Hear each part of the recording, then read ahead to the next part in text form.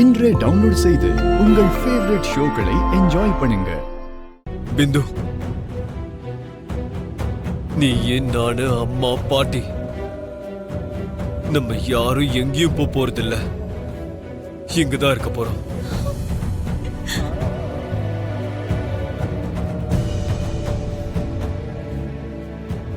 எத்தனை நாளைக்கு இங்க இருக்க போறோம்னா,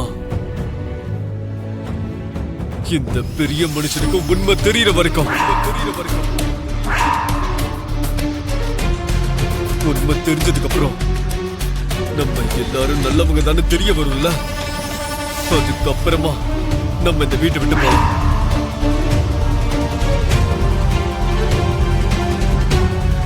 உங்க அப்பா அரெஸ்ட் ஆனாருன்ற டென்ஷன்ல உனக்கு ஏதாவது பைத்தியம் பிடிச்சிருச்சா? எங்க பெரியம்மா சோபா சந்திராவை உங்க அப்பா தான் கொன்னாருன்னு நிரூபணம் ஆயிடுச்சுல்ல. இதுக்கு மேல புதுசா தெரிஞ்சுக்க என்ன இருக்கு? ஏய், நீ எல்லாம் பேசவே கூடாது.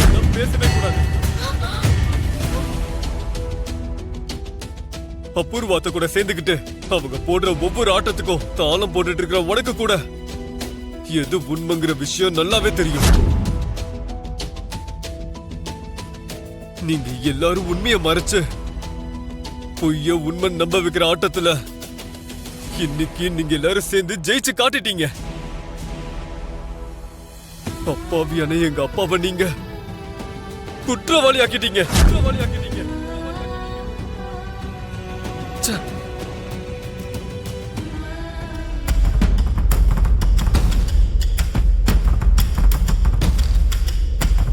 அப்படின்னா இப்ப நீ என்ன சொல்ல வர?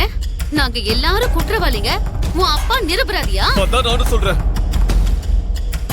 குற்றவாளி ஆதரிக்கிற நீங்க எல்லாரும் குற்றவாளி தான்.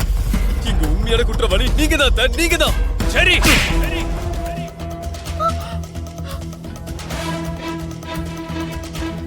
உங்களுக்கு ஒரு உண்மை தெரியுமா மாமா? அபூர்வாத்த மேல வச்சிருக்கிற உங்க காதல் உங்க கண்ணை மறைச்சிடுச்சு. அது எப்ப திறக்குதோ அப்பதான் இங்க நடக்கிறதெல்லாம் உங்க கண்ணுக்கு தெரியும். சோபா சந்திரா அத்தைய கொன்னது அபூர்வாத்த தான். ஏய் சரி, என்னடா பேசுற நீ? பெரியவங்க சின்னவங்க மரியாதை இல்லாம இப்படி பேசிட்டு இருக்க.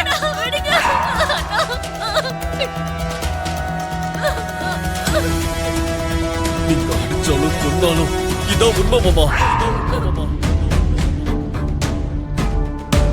இந்த அபூர்வாத்த தான் சோபா அத்தைய கொன்னுட்டு அநியாயமா என் அப்பாவை இந்த கேஸ்ல மாட்டி விட்டுருக்காங்க. மறுபடியும் அதே சொல்றியா? மறுபடியும் அதே சொல்ற. மாமா வேண்டாம் மாமா, வேண்டாம் மாமா. மாமா இங்க பாருங்க மாமா, நம்ம அவ்வளவு பாசமா இவனை வளர்த்துட்டு நம்ம கையாலே இவனை கொல்ல போறோமா? பாத்தியா, இதுதான் உன் அபூர்வ அத்தையோட மனசு. மாமா நீங்க அமைதியா இருங்க.